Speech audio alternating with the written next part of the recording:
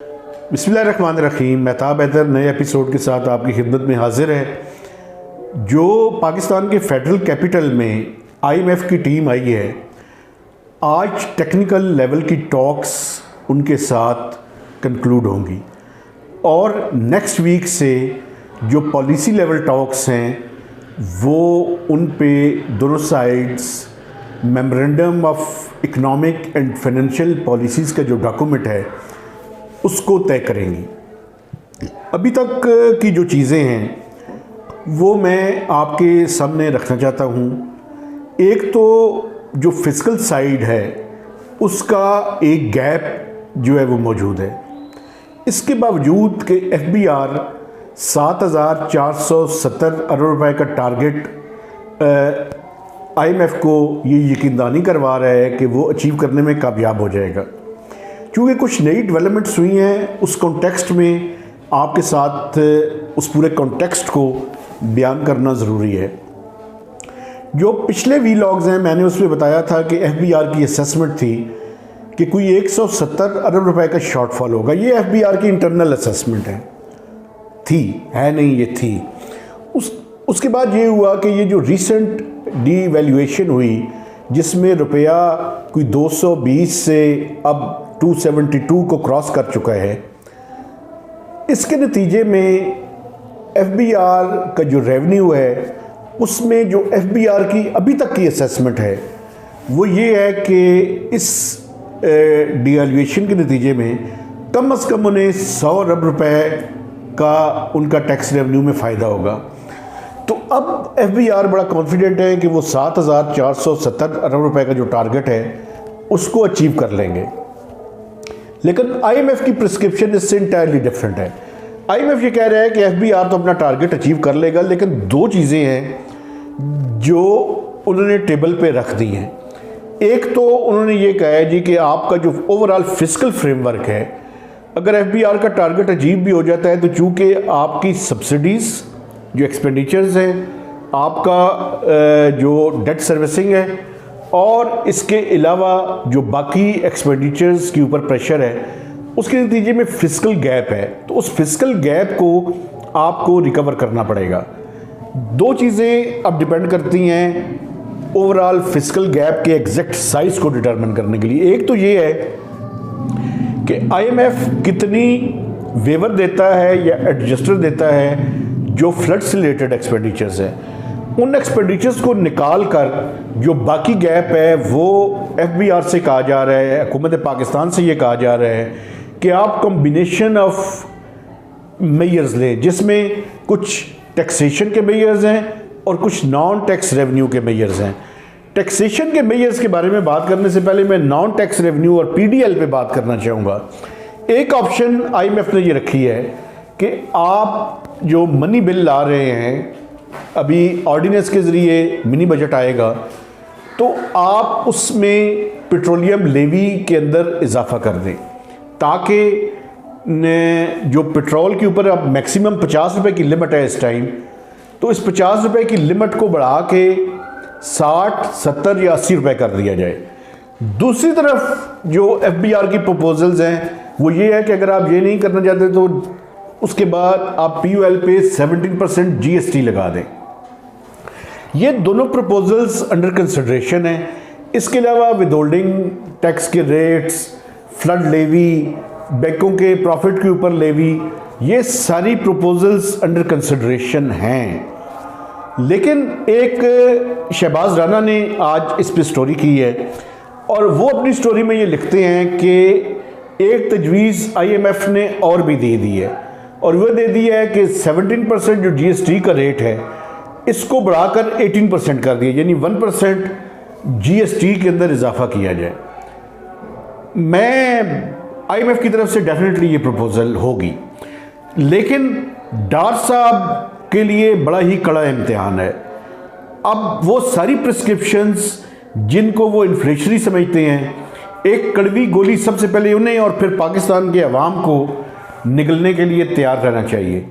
या तो 17% जीएसटी लगेगा पेट्रोलियम प्रोडक्ट्स के ऊपर, या पेट्रोलियम लेवी में इजाफा होगा, या ओवरऑल जीएसटी का रेट 1% बढ़ा के 18% कर दिया जाएगा। ये इसका बड़ा सिग्निफिकेंट किस्म का रेवेन्यू इम्पैक्ट होगा। ये सिर्फ जो 1% जीएसटी का रेट है, ये बहुत ही सिग्निफिकेंट इसका रेवेन्यू इम्पैक्ट है, और इसके नतीजे में इन्फ्लेशनरी जो प्रेशर है, जो स्टॉर्म है, उसकी शिद्दत में मज़ीद इजाफा हो जाएगा।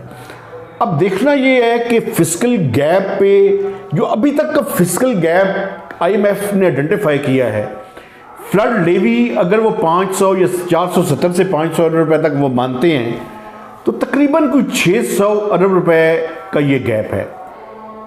अब ये टैक्सेशन और नॉन टैक्सेशन मेजर्स की कॉम्बिनेशन से इसको रिकवर करने के बारे में बातचीत हो रही है। बड़ी ही सिग्निफिकेंट किस्म की ये मालूमात और ये मैं आपके सामने रख रहा हूँ। लेकिन दूसरी तरफ जो एक वरीइंग डेवलपमेंट है वो ये है कि पाकिस्तान के फॉरेन करेंसी रिजर्व तेज़ी के साथ गिरते जा रहे हैं। कल जो स्टेट बैंक ऑफ पाकिस्तान ने अपनी लेटेस्ट रिपोर्ट दी वीकली, उसके मुताबिक पाकिस्तान के फॉरेन करेंसी रिजर्व सिर्फ 3.08 बिलियन डॉलर्स रह गए हैं, और लास्ट वीक के दौरान 529 मिलियन डॉलर्स के फॉरेन करेंसी रिजर्व्स गिरे हैं। ये स्पीड ये शो करती है कि we have time of only few weeks, हमारे पास ज़्यादा टाइम नहीं है। अगर आईएमएफ का प्रोग्राम इस टाइम जो गले की हड्डी है, अगर इसको हमने ना निकला बाहर फेंकने की कोशिश की, तो डिफ़ॉल्ट हमारे दरवाजे पे दस्तक दे रहा है। और दूसरी तरफ मैं आपको एक और बात बताऊँ जो इससे भी ज़्यादा ख़तरनाक है। हुकूमत पाकिस्तान ने इस साल के दौरान कोई तकरीबन 22 से 24 बिलियन डॉलर के डेट इनफ्लोज का टारगेट रखा था कि नए जो कर्जे हम लेंगे वो कोई 22 से 24 बिलियन डॉलर्स के दरमियान होंगे। ख़तरनाक बात यह है कि पहले 6 माह के दौरान सिर्फ 5.8 या 5.9 बिलियन डॉलर्स के डेट, जिसमें मल्टीलैटरल और बायलैटरल और कमर्शियल लोन्स और आईएमएफ का लोन सब कुछ शामिल है, वो इनफ्लोज आए हैं। मैं आपको पिछले साल का कंपैरिजन दे दूं, इसी अरसे के दौरान कुछ 9.2 बिलियन डॉलर्स के इनफ्लोज आए थे। तो ये कुछ सिग्निफिकेंट किस्म का डिक्लाइन है, उसके अंदर भी 40%, 45% के लगभग। ये बड़ी ख़तरनाक और वरीइंग बातें हैं, ये बड़ी अलार्मिंग बातें हैं, ये कोई मामूली बातें नहीं हैं। और ये सब कुछ हो रहा है इकोनॉमिक फ्रंट के ऊपर, एक मेल्टडाउन। आज मैं आपको बता दूं कि अब ये जो इकोनॉमिक क्राइसिस है, इसका सेकंड राउंड इफेक्ट शुरू हुआ चाहता है। अब जो सप्लायर्स हैं जिन्होंने इंपोर्ट करने के बाद अपनी चीज़ें मैन्युफैक्चरर्स को देनी है, वो फोर्स्ड मेजोर की क्लॉज इन्वोक कर रहे हैं।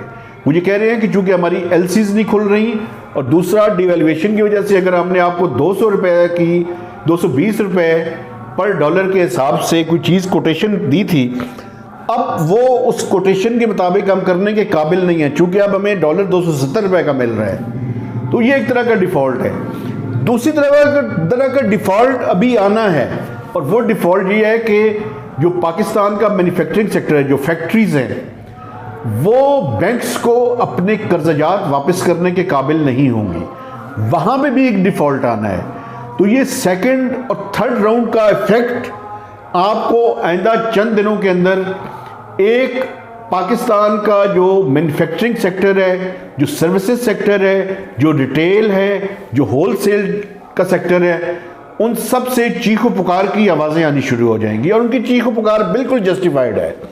वो जो बातें कर रहे हैं बिल्कुल ठीक बात कर रहे हैं कि एक ऐसे वक्त में उन्हें ये सारा कुछ करना पड़ रहा है जहाँ पे उनकी कोई गलती नहीं है, और उनका अपना बिजनेस प्लान को वो किस तरह से आगे एग्जीक्यूट करेंगे और किस तरह से हम इस क्राइसिस से निकलेंगे, ये एक बहुत बड़ा दर्द सर हमारे सर के ऊपर मंडरा रहा है। ये इकोनॉमिक क्राइसिस का सेकंड और थर्ड राउंड का इफेक्ट आइंदा चंद दिनों में, चंद हफ्तों में आपके सामने आ जाएगा। तो एक मुश्किल तरीन सूरत हाल का पाकिस्तान की स्टेट को पाकिस्तान की इकॉनमी को और पाकिस्तान के पॉलिसी मेकर्स को और सबसे बढ़कर पाकिस्तान के मजलूम अवाम को इसका सामना है। मुश्किल सूरत हाल है, आसान नहीं है।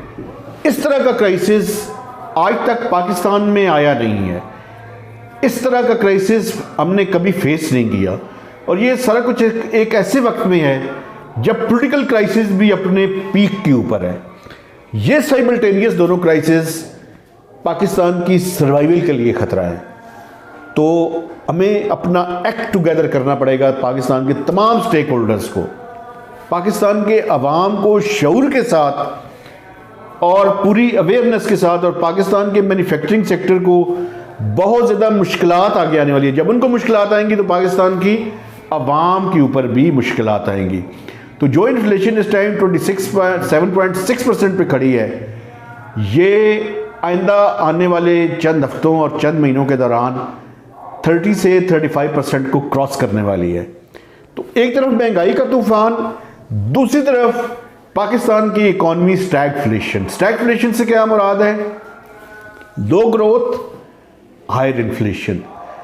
इट्स टू एज सोर्ड, जो दोनों तरफ से हमें काटेगी। तो इसलिए मुश्किल सूरत हाल में मुश्किल फैसले और पाकिस्तानी अवाम चूँकि बड़ी रेजिलियंट है और बड़े ज़बरदस्त लोग हैं, उम्मीद है कि हम इस सारे क्राइसिस से आइंदा चंद माह के अंदर निकलकर बेहतरी की तरफ जाने में कामयाब होंगे। तो आपसे गुजारिश है कि आप हमारे चैनल को देखते रहिए, इसको सब्सक्राइब कीजिए, फॉलो कीजिए और अपने देखने वालों के साथ, अपने अजीज़ों के साथ, आपके जो कोलीग्स हैं उनके साथ, सबके साथ शेयर करें ताकि जो लेटेस्ट इन्फॉर्मेशन है वो भी आप तक पहुंचती रहे। तो महताब हैदर को नई व्लॉग तक इजाज़त दें। खुदा हाफिज़।